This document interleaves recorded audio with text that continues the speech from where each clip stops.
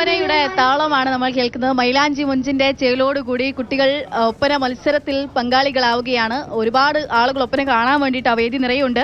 അപ്പോൾ നമുക്ക് അടുത്ത വേദിയിലേക്ക് പോകുന്നതിന് മുൻപ് എനിക്ക് തോന്നുന്നു സ്കോറുമായി ബന്ധപ്പെട്ട് രണ്ടാം നാളെത്തിയിട്ടുണ്ട്. രണ്ടാം നാളിന്റെ പകുതിയോടെത്തുമ്പോൾ എന്തായിട്ടുണ്ടാവും സ്കോർ എന്നുള്ളതിനെ പറ്റി എല്ലാവർക്കും അതിൻ്റെതായിട്ടുള്ള എന്താ പറയാ അതിൽ ആകാംക്ഷയൊക്കെ ഉണ്ടാകും. ശ്യാമപ്രസാദ് ഉത്തമൻ കൂടി നമുക്കൊപ്പം ചേരുന്നുണ്ട്. ശ്യാം ഇപ്പൊ പനിനീർപ്പൂവിൽ, ഞാനിവിടെ സൂര്യകാന്തിയിലാണുള്ളത്, ശ്യാം അവിടെ പനിനീർപ്പൂവ് വേദിയിലാണുള്ളതെന്നാണ് മനസ്സിലാകുന്നത്.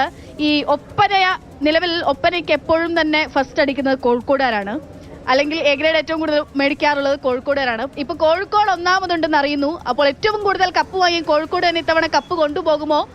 ആതിഥേയരായ നിലവിൽ ജേതാക്കളായ തൃശ്ശൂരിന് ആ കപ്പ് വിട്ടു നൽകാൻ മനസ്സില്ല എന്ന് തൃശ്ശൂർക്കാർ ഒന്നടങ്കം പറയുന്നു. അവരുടെ നിലവിലത്തെ പോയിന്റ് നില എങ്ങനെയാണ് മത്സരം? പക്ഷേ എന്തായാലും ഓരോ പൂക്കളുടെ പേരുകളാണ് ഈ വേദിയിൽ കൗണ്ടതിനെ പറയുമ്പോൾ കേൾക്കാൻ നല്ല രസമുണ്ട്, ഇമ്പമുണ്ട്. ഞാനിപ്പോൾ ഉള്ളത് പനിനീർപ്പൂവ്, ഇവിടെ ഇപ്പോൾ സംസ്കൃത പ്രസംഗം നടന്നുകൊണ്ടിരിക്കുകയാണ്.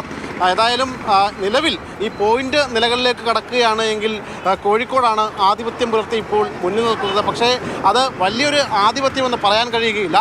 ചെറിയ പോയിന്റുകൾക്ക് തൊട്ട് പിന്നിലായിട്ട് കണ്ണൂരും ആതിഥേയരായ തൃശ്ശൂരും ഉണ്ട് എന്നതാണ് അതിൻ്റെ പ്രത്യേകത. നിലവിലെ പോയിന്റ് നില 306 പോയിന്റുമായി കോഴിക്കോട് മുന്നിൽ നിൽക്കുന്നു.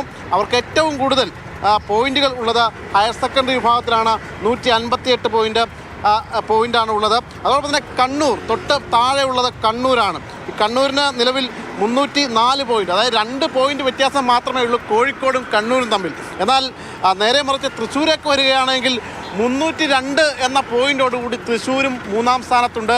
ആതിഥേയരാണ്, അവരുടെ കയ്യിലാണ് കപ്പുള്ളത്. എന്തായാലും വരുന്ന ദിവസങ്ങളെല്ലാം ഈ പറയുന്ന ജില്ലകൾക്കെല്ലാം വളരെ പ്രാധാന്യപ്പെട്ടതാണ്. അവസാന നിമിഷത്തിലെ മത്സരങ്ങൾ പോലും വളരെ പ്രാധാന്യമുണ്ട്.